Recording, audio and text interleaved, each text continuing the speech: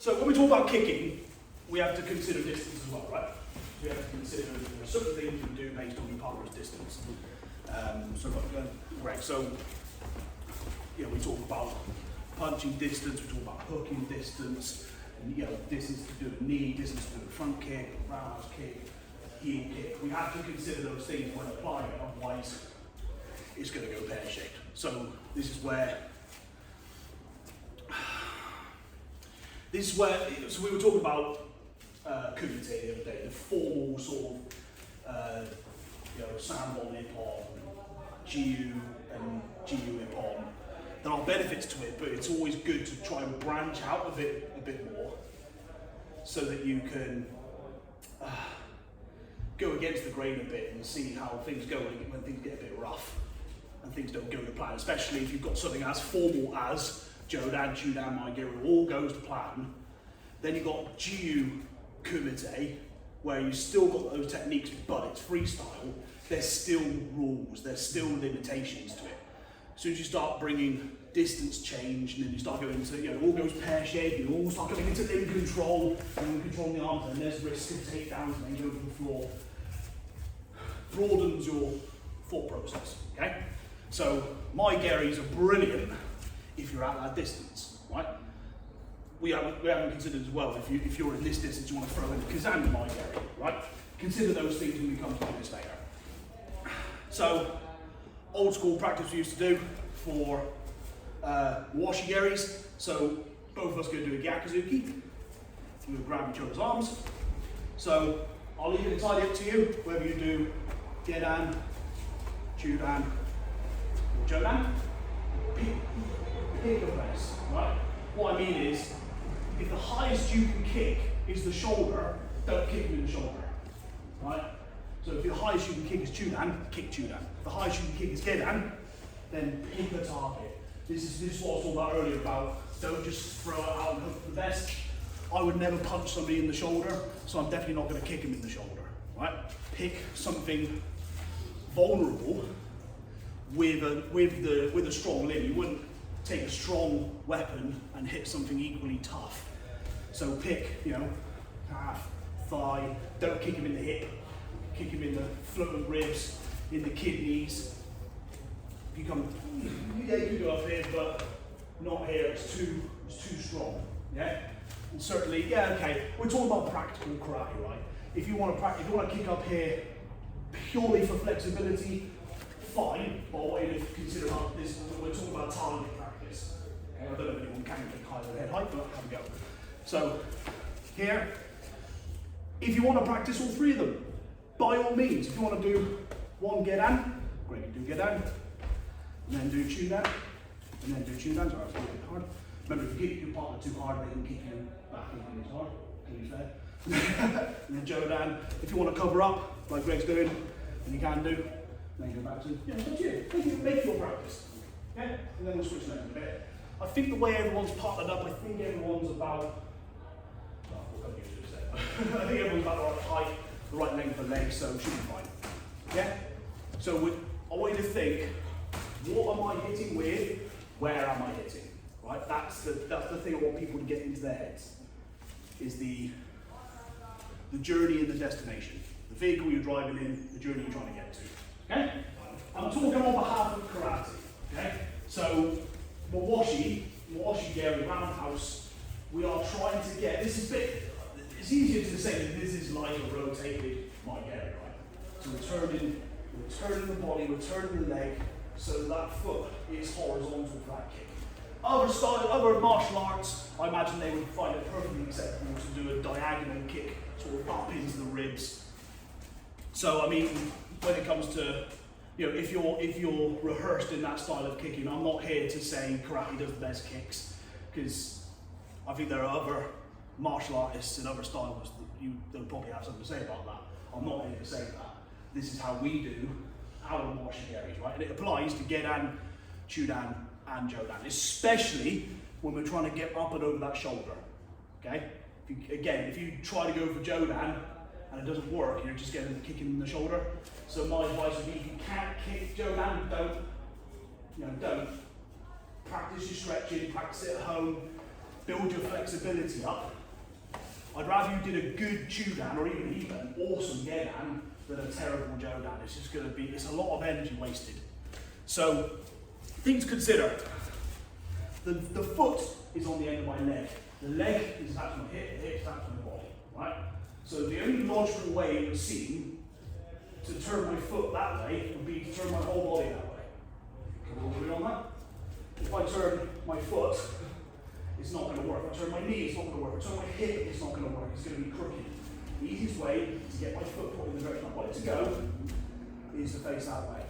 So in doing the kick, prepare the body. Get the hips over, get that knee up. So by the time, I think I heard somebody talk about knees. You two talk about knees, getting that knee low. I know there's some of you lot to do as well. Get the knee round, almost like get the knee first. And then the foot follows, right? So prepare the body. What I mean is, okay, there's other ways to do it, right? You get the cheeky ones where you go for a my area and you turn it into a wash, yeah, absolutely fine. That's a different subject. So picking the knee up, turn the body, prepare. So we were talking about preparation the other day, preparing before you execute the technique. So prepare, then put the kick, right? Now I just perfectly demonstrated what I don't want you to do either, which is to do the kick and then stop. And everybody does it, I do it. Try not to do it. It's a bad habit. Yeah? Do the kick, put it down. Okay? We want to get into a good practice that we want to be balancing on one foot for as short a time as possible.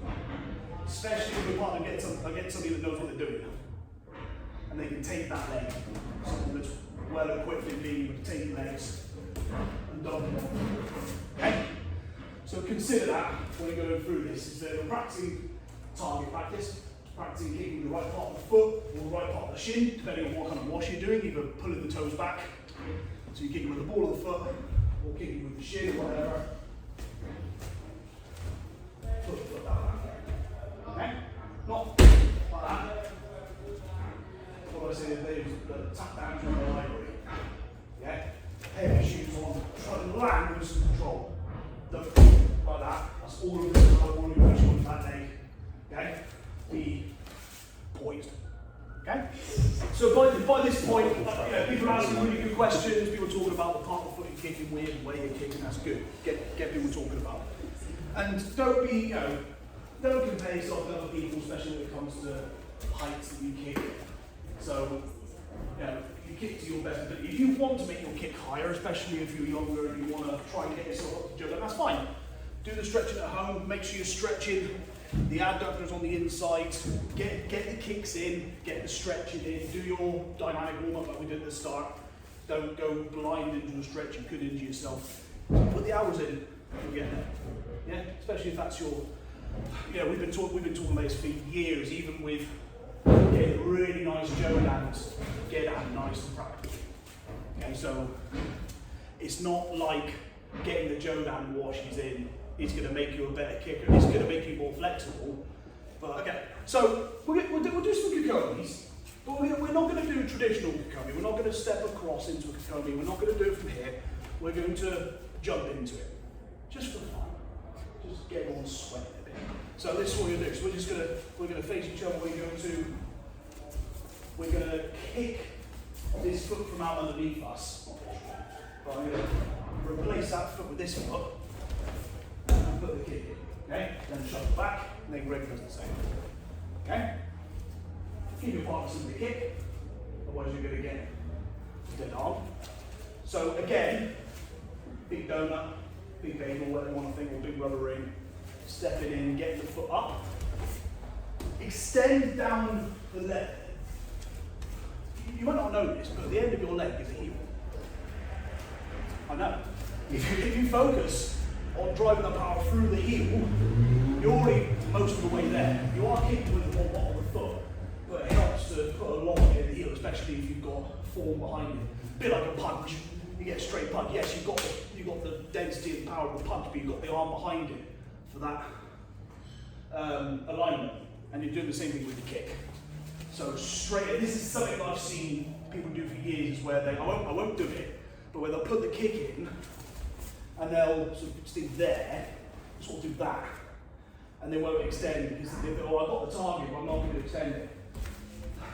Yes, that's right. If you want to smash a few ribs and actually commit to the kick, we're not doing that.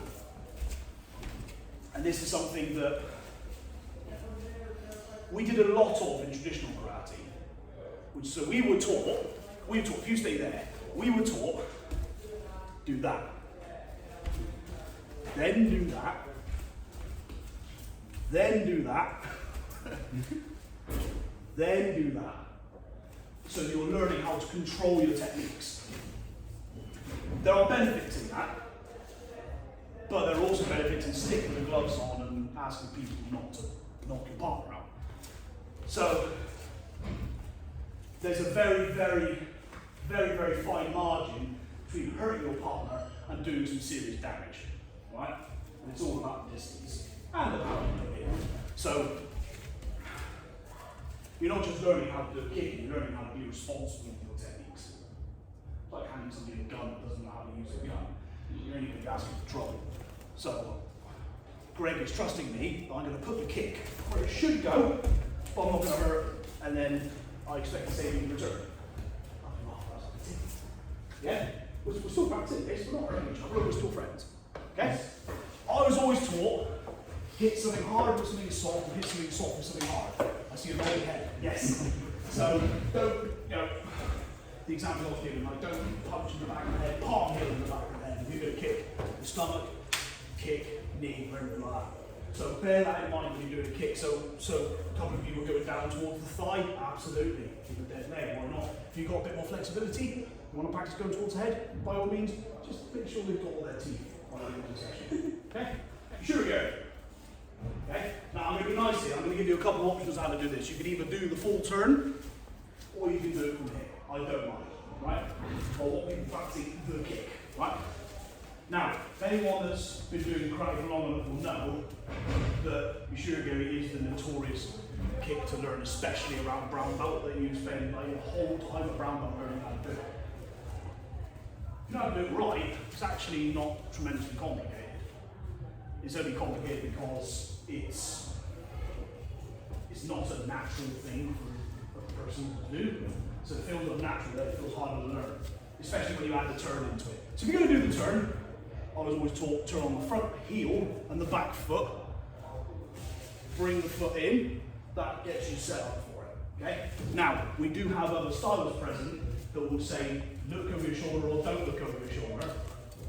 If you're familiar with a way of doing it, then by all means do it the way you know. Right? I will do it, turn the chin to the shoulder and look over with my peripheral vision. But by all means do it. If you're learning it, do it that way. If you do it another way, please do it your way. I'm not here to tell people to do it my way. Okay? Knees together. Pick the heel up. And what I was saying earlier about the heels on the end of the leg, this is a heel kick. Right? So if you extend the heel, line yourself up with your partner, turn. I'm putting myself in line here. If I put my heels together, I'm not going to look over. But if I line up my knees and extend from the heel, that time? Good.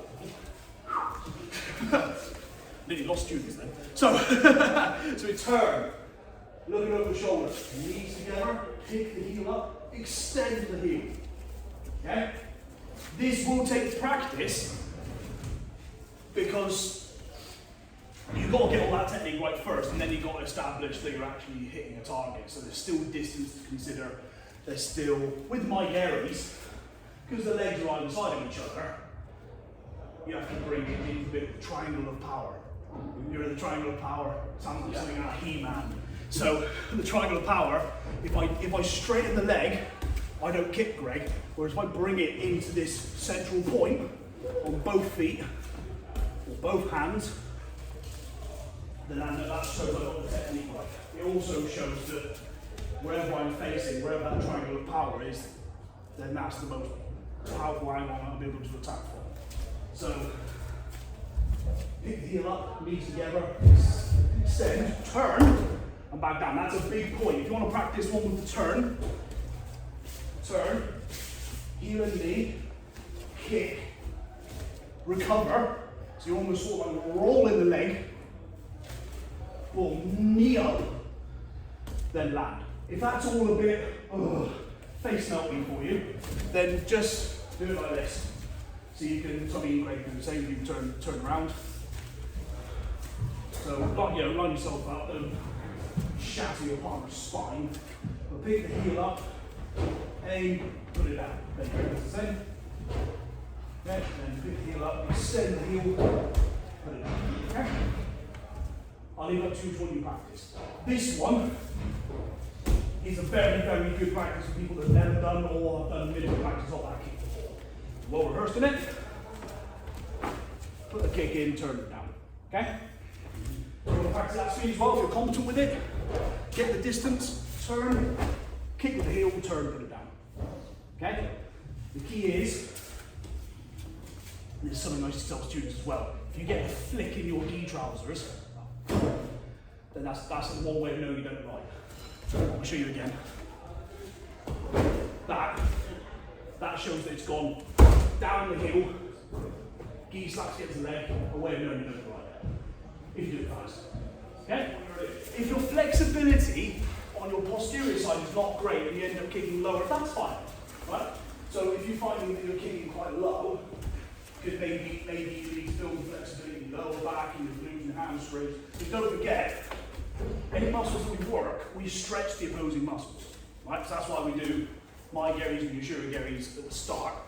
We're working the quads while stretching the hamstrings and the glutes. When we do the Ushira geris, we're working the glutes and hamstrings while stretching the hip flexors and the quads in the front of the core. Right? So it's a good way of engaging the anterior and the posterior side of the body. So consider that when you're doing Ushira geri. If your flexibility, your posterior flexibility is pretty good, or in this case your anterior flexibility is good, then getting higher is not going to be a problem. If you struggle with that, by all means, practice it going lower. Yeah? The sort of walking before you run kind of idea. Don't think, well, I can't kick Jodan, therefore I'm not going to practice it. No, that couldn't be further from the truth. Extend the heel, you know, it's your training, you know, do it to your own capabilities. If you can't kick Jodan, that doesn't mean your brothers or karate or you're a failure, it just means that you're working yourself up towards it. Yeah? Everyone's at different parts of their journeys.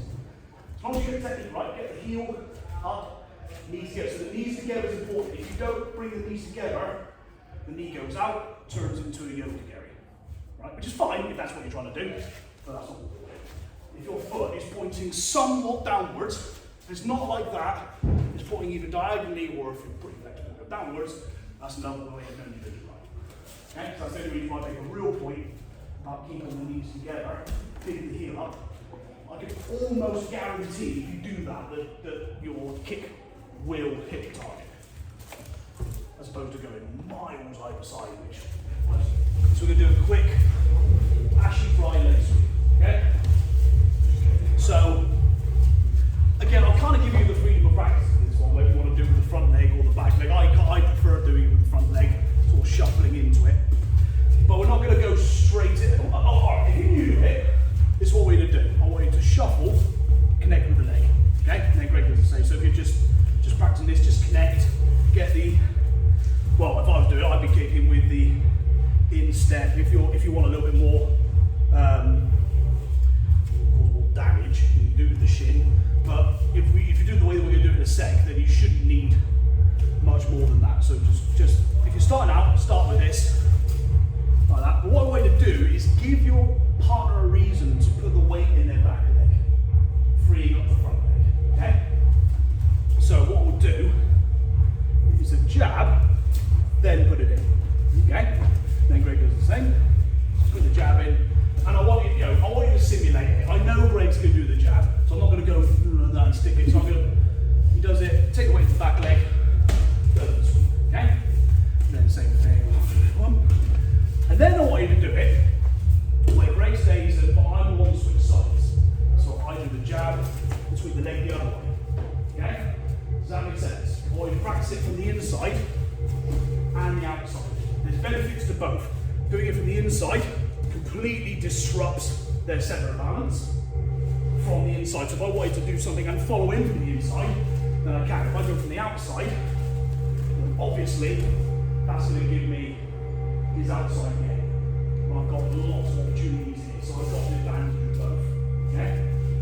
You don't have to, okay, if we're talking about competition, we're talking about, you know, cage fighting, yeah, battle your partner to death.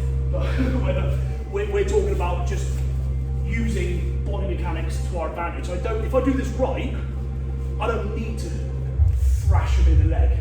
I need just enough